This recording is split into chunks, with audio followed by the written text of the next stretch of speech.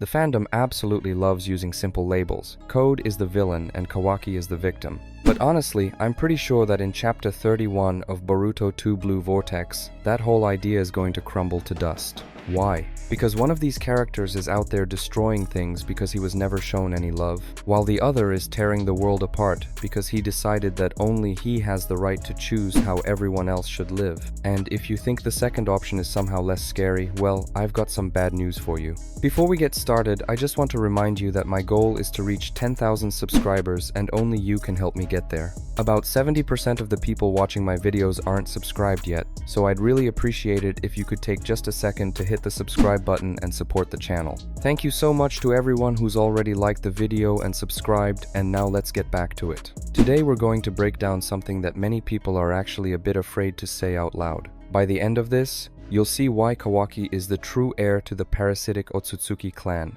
why his so-called love for Naruto is actually a form of tyranny, and why Code, despite all the bad things he's done, actually deserves way more sympathy than the 7th Hokage's adopted son. And yes, I'm saying that with total conviction. Code deserves much more of our compassion. If that sounds like nonsense or just a hot take to you, I really recommend watching this video until the end because I think your mind is definitely going to change. In the modern world of Boruto, especially since the Two Blue Vortex arc kicked off, the conflict has stopped being just a simple battle of good guys versus bad guys. We've entered a space that really explores the nature of trauma and just how far a person will go for their own beliefs. At the heart of this study are two figures, Kawaki and Code. They are like two sides of the same coin, but if you look closely, Kawaki's side of the coin turns out to be a total fake. At first glance, Code looks like your classic antagonist who's just dreaming of the chakra fruit. Meanwhile, Kawaki looks like a typical anti-hero. However, a deep analysis of their psychology based on the manga and various insights tells a completely different story. Kawaki is actually a far more destructive figure. Let's talk about Kawaki first. His descent into darkness wasn't an accident. It's the result of his absolute belief in his own specialness, fueled by karma and Ishiki Otsutsuki's genes, which are definitely influencing his mind. I actually made a separate video about that which you can find on the channel. His love for Naruto has mutated. It's no longer a healthy attachment, it's a pathological obsession where Naruto has stopped being a person and has become an object. The fundamental problem with Kawaki is his total egocentrism. Have you noticed how he's been acting in the recent chapters? For him, only his opinion matters. If he decides Boruto has to be destroyed, then that's what's going to happen. It doesn't matter what Naruto himself thinks or what the people in the village want. Kawaki uses Daikokuten to literally put Naruto on a shelf. He seals him away in a dimension where time is frozen. In doing so, Kawaki has turned Naruto into a collectible figurine, stripping him of his agency and his right to protect his own village. For someone like Naruto, whose entire life is defined by the path of a shinobi and his connections with people, that kind of isolation is essentially death. This act of protection from Kawaki is the most terrible betrayal of the 7th Hokage's ideals that you could possibly imagine. Naruto Uzumaki spent his whole life building a world based on connections, trust, and openness. His strength was never just about surviving, it was about living for others. When Kawaki sticks him in the Daikokuten dimension, he isn't just trying to save Naruto from dying, he is nullifying everything Naruto ever fought for. It's the ultimate form of disrespect. Kawaki is basically saying, your ideals are weak, your faith in people is a vulnerability, so I'm going to take away your voice and your will. We're seeing a scary parallel here to how the Otsutsuki look at primitive life forms as nothing more than resources or tools. To Kawaki, Naruto has become a sacred resource to be kept in a safe, not a human being with his own desires. Kawaki is ready to sacrifice everything. And when I say everything, I include our feelings as readers. Just look at the moment he decided to destroy Boruto. His emotional coldness in that moment is honestly terrifying. It seems like he has a total lack of empathy. He didn't hesitate, he just decided to eliminate a hindrance. I'm pretty sure that in chapter 31 of Boruto Two Blue Vortex, Kawaki might get aggressive toward Boruto again once he finds out about his deal with Momoshiki and sees his karma. His plan during the Code arc, when he left the village, wasn't just reckless. It was a betrayal of the trust of everyone in Konoha. He doesn't see himself as part of a society, he sees himself as a god who knows better than everyone else. The most ironic and chilling part of Kawaki's story is how he's become a carbon copy of Ishiki Otsutsuki. Remember how much he hated Jigen? How much he feared his control? But look at him now. He didn't just inherit Ishiki's powers, he inherited his philosophy and his methods. Now, let's shift our focus to Code. Why do I think he's better than Kawaki? Yes, he wants to feed the planet to the Ten Tails. Yes, he's dangerous. But look at his motivation. Code is a reactive figure. He doesn't do evil out of vanity or just for the sake of being bad. He is a product of the system. If Kawaki is a broken vessel where everything leaks out, then Code is an empty vessel desperately trying to be filled with something. Code, just like Kawaki, was an orphan. But unlike Kawaki, who was lucky enough to meet Naruto, Code found a father figure in Ishiki. His loyalty isn't based on malice. It's the fanatical faith of a child who just wants to feel needed. His villainy is an attempt to get the validation he was never given. His hatred for Kawaki isn't driven by a thirst for power, but by a deep, personal hurt. Imagine a child who had the love of a parent stolen from them, even if that love was barely there to begin with. Ishiki chose Kawaki to be the vessel and left Code behind like an unwanted child. All of his aggression is really just a cry for help and recognition. A lot of people laugh at Code, calling him a loss magnet. But even so, everyone is waiting for him to show up in Chapter 31 of Boruto Two Blue Vortex. It's actually those failures that make him human. He feels shame, fear, regret, and jealousy. He's emotionally vulnerable. Unlike Kawaki, who has turned into a cold machine, Code remains a living being who makes mistakes. He reminds me a bit of Toby, just without all the humor. Have you noticed that Code was loyal to his allies until the very end? He didn't betray Ada until she was the one who turned her back on him. He's looking for partnership, family, and connection. Kawaki, on the other hand, is only looking for control. The peak of Code's tragedy is the creation of the Shinju. Why did he create them? Officially, of course, it was to attack Konoha. No, I'm convinced that subconsciously, it was his attempt to create his own company. He is catastrophically lonely. He wanted to be a leader, a father, someone who would finally be accepted. And the result? His own creations, once they gained sentience, started laughing at him and looking down on him. Why does Code deserve sympathy? Imagine what it feels like to be rejected even by the monsters you created yourself. When Jura and the Shinju start playing their own game, they completely ignore Code, leaving him in total isolation. It's in this total loneliness that we find the reason Code resonates with us emotionally. In a world where characters are becoming either gods like Boruto or cold manipulators like Kawaki, Code remains startlingly human in his failures. We're used to antagonists who are always one step ahead and have a perfect plan. But Code is the embodiment of chaos and insecurity. His failures aren't just a plot device, they're a reflection of his internal state.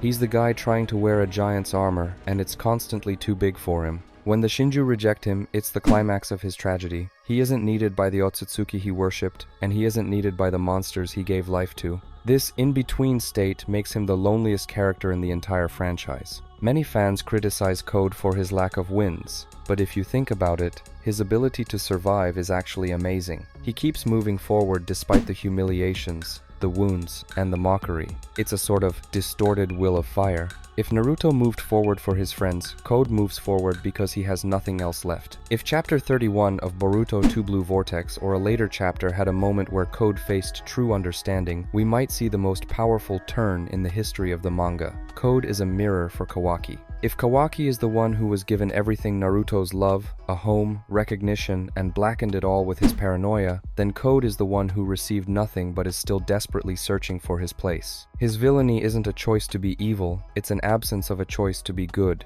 That's exactly why his potential redemption would carry so much more weight than any action from Kawaki, who has already crossed a line there's no coming back from. Code is the eternal exile. His tragedy is that he desperately seeks connection but can't find a place to belong. This makes him a deeply unhappy, confused person, rather than a cold-blooded tyrant. And you know, I'm sure that under the right conditions, Naruto could have talked him around and he could have found happiness. I actually suspect Code won't be shown in Chapter 31 of Two Blue Vortex because he deserves his own dedicated chapters to really flesh him out.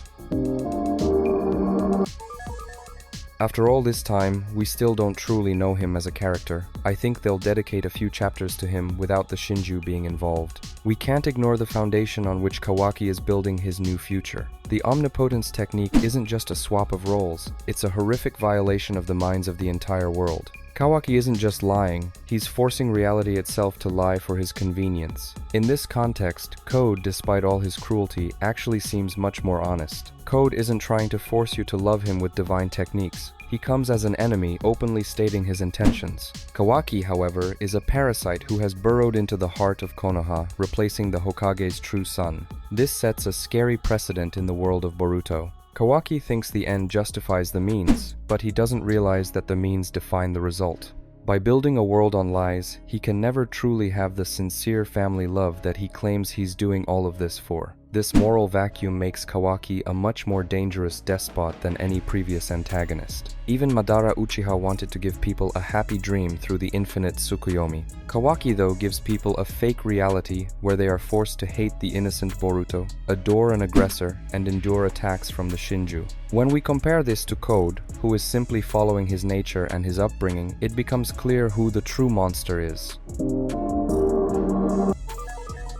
Code might attack heroes, but he doesn't destroy the city's soul. Kawaki, on the other hand, is destroying the very concepts of truth and justice. In Chapter 31 of Boruto Two Blue Vortex, if the authors decide to show the internal doubts of other Konoha residents, we might see this illusion start to crack. And at that moment, it'll be clear. Kawaki's tyranny is held up only by his power and by fear, while Code might be the only one who still keeps some kind of purity in his beliefs, however strange they may be. Let's do a quick comparison point by point. Kawaki is totalitarian. He suppresses the will of Naruto and Hinata for their own good without asking them. He is a usurper in Konoha. Code is hierarchical but respectful. He follows the will of those he loves and looks for alliances based on mutual interests. Kawaki is driven by egocentrism. He wants to keep his comfort and the effects of the omnipotence technique at any cost. I'm sure Chapter 31 of Boruto Two Blue Vortex will show this again. He's gained more power and might even threaten Momoshiki directly. It wouldn't surprise me because Kawaki has no stop button. Code is driven by a search for belonging. He wants to be part of something bigger. Kawaki uses treachery. He lies to the whole village and manipulates reality. Code is straightforward. He tells you exactly what he's planning. You always know where you stand with him. Code remains a human being doing terrible things because of a broken psyche and horrible circumstances. Kawaki is becoming a monster doing terrible things because he thinks he has the right to decide for everyone else. You know, looking at all of this, I can't help but think that Kishimoto and Ikemoto are cooking up something huge. Here are my personal theories for where Two Blue Vortex is headed. Theory number 1. I feel like Code might end up being the one who helps Boruto stop Kawaki. Not because he becomes good, but because he'll realize the path of the Otsutsuki brought him nothing but pain and being forgotten. His status as an empty vessel might allow him to take in something other than Ishiki's will. Maybe he finally finds that family, but not in the form of monsters, in the form of finally understanding his place in the world. Theory number 2. I'm seriously worried that Kawaki will go so far that even if Naruto returns, he won't be able to forgive him. Imagine the moment. Naruto steps out of the Daikokuten dimension, sees Konoha in ruins, and realizes his son did this. In his madness, Kawaki might even try to seal Naruto away again just so Naruto won't be upset. That would be the character's ultimate downfall. Theory number 3. Jura and the gang aren't just enemies. They are the embodiment of the knowledge and desires of those they've consumed. The fact that they rejected Code suggests that even nature itself sees him as a human, not a true Otsutsuki. But they might have a very different interest in Kawaki. What if they see him as their true enemy since he's so much like Ishiki? It's possible that in Chapter 31 of Boruto Two Blue Vortex, their priorities shift and they decide to destroy Kawaki while trying to consume Boruto. If we look back at the original Naruto canon, we remember that Naruto always forgave those who acted out of pain and loneliness. Code fits that perfectly. He is a victim of circumstance and a broken child. Kawaki, though, is more like those who consciously chose the path of power and control. Danzo also justified his actions for the good of the village, and we all know how that ended. Kawaki is a new generation Danzo, just with Otsutsuki power. In the shinobi world, Betraying your teacher's ideals has always been seen as a much heavier sin than wandering in the dark because you never had any light. So we've come a long way analyzing these two complex lives. Here's how I see it. Kawaki is a conscious choice of darkness masked as good intentions. Code is a desperate search for light in a place where it never existed. When we look at them from this angle, it's clear Code is much more human and Kawaki is much more dangerous and amoral. But what do you guys think about this? Do you agree that Kawaki is the real villain of this story? Or do you think his methods are justified to keep Naruto safe? Do you think Code can find redemption, or is he destined to be totally alone? Please share your wildest theories in the comments. I read everything, and I really love discussing these deep topics with you. If you enjoyed this breakdown and want to see more deep character analyses and theories on the world of Boruto Two Blue Vortex, make sure to subscribe to the channel. I'll see you in the next video.